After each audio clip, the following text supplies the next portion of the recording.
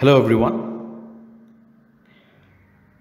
Today, the topic that we have chosen is Dalai Lama on leadership. Leadership is something which has a wide definition based on perspectives. There is no defined criteria for leadership, but Dalai Lama, the Tibetan spiritual leader, shares his insights on the basics and expected traits of a leader. Let us now listen to his words. Over the past nearly 60 years, I have engaged with many leaders of governments, companies, and other organizations, and I have observed how our societies have developed and changed. I am happy to share some of my observations in case others may benefit from what I have learned. Leaders, whatever field they work in, have a strong impact on people's lives and on how the world develops. We should remember that we are visitors on this planet. We are here for 90 or 100 years at the most. During this time, we should work to leave the world a better place. What might a better world look like? I believe the answer is straightforward. A better world is one where people are happier. Why? Because all human beings want to be happy and no one wants to suffer. Our desire for happiness is something we all have in common. But today, the world seems to be facing an emotional crisis. Rates of stress, anxiety, and depression are higher than ever. The gap between rich and the poor, and between CEOs and employees, is at a historic high. And the focus on turning a profit often overrules a commitment to people, the environment, or society. I consider our tendency to see each other in terms of us and them as stemming from ignorance of our interdependence.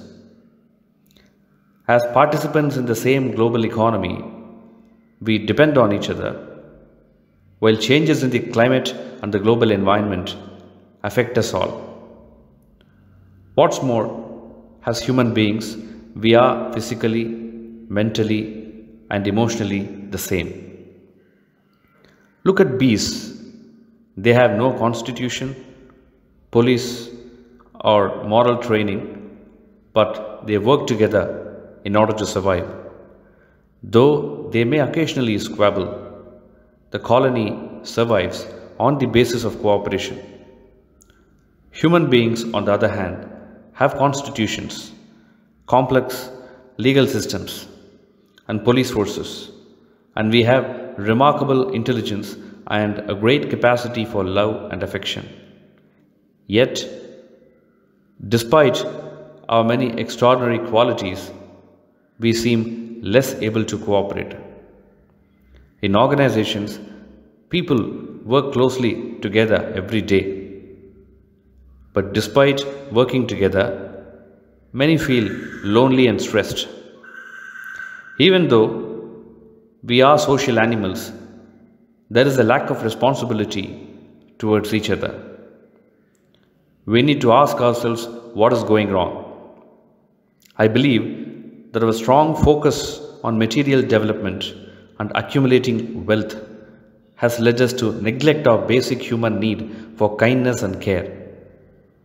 Reinstating a commitment to the oneness of humanity and altruism towards our brothers and sisters is fundamental for societies and organizations and their individuals to thrive in the long run.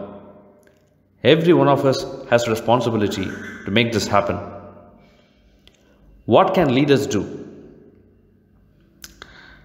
He first says, be mindful. Cultivate peace of mind. As human beings, we have a remarkable intelligence that allows us to analyze and plan for the future. We have language that enables us to communicate what we have understood to others. Since destructive emotions like anger and attachment cloud our ability to use our intelligence clearly, we need to tackle them. Fear and anxiety easily give way to anger and violence. The opposite of fear is trust, which, related to warm-heartedness, boosts our self-confidence. Compassion also reduces fear, reflecting as it does a concern for others' well-being. This, not money and power, is what really attracts friends. When we are under the sway of anger or attachment, we are limited in our ability to take a full and realistic view of the situation. When the mind is compassionate, it is calm, and we are able to use our sense of reason practically, realistically, and with determination. We are naturally driven by self-interest. It is necessary to survive, but we need wise self-interest that is generous and cooperative, taking others' interests into account. Cooperation comes from friendship, friendship comes from trust, and trust comes from kind-heartedness. Once you have a genuine sense of concern for others, there is no room for cheating, bullying, or exploitation. Instead, you can be honest, truthful, and transparent in your conduct. The ultimate source of a happy life is warm-heartedness. Even animals display some sense of compassion. When it comes to human beings, compassion can be combined with intelligence. Through the application of reason, compassion can be extended to all 7 billion human beings. Destructive emotions are related to ignorance, while compassion is a constructive emotion related to intelligence. Consequently, it can be taught and learned. The source of a happy life is within us. Troublemakers in many parts of the world are often quite well educated, so it is not just education that we need. What we need is to pay attention to inner values. The distinction between violence and non-violence lies less in the nature of a particular action and more in the motivation behind the action. Actions motivated by anger and greed tend to be violent, whereas those motivated by compassion and concern for others are generally peaceful. We won't bring about peace in the world merely by praying for it.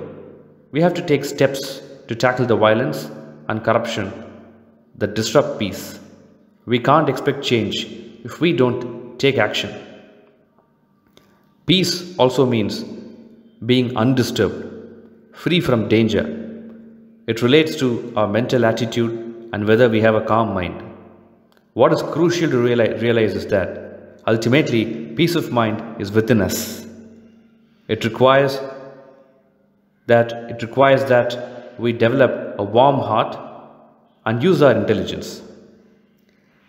People often don't realize that warm-heartedness, compassion, and love are actually factors for our survival. Buddhist tradition describes 3 styles of compassionate leadership: the trailblazer who leads from the front, takes risks, and sets an example; the ferryman who accompanies those in his care and shapes the ups and downs of the crossing; and the shepherd who sees every one of his flock into safety before himself.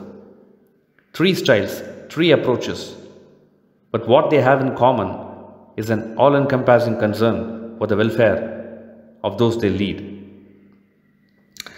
This is what the Tibetan spiritual leader, Mr. Dalai Lama, says about leadership.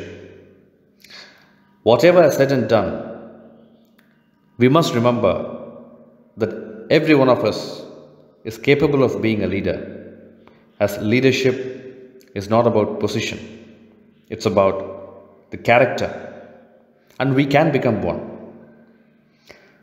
Thanks a lot for watching.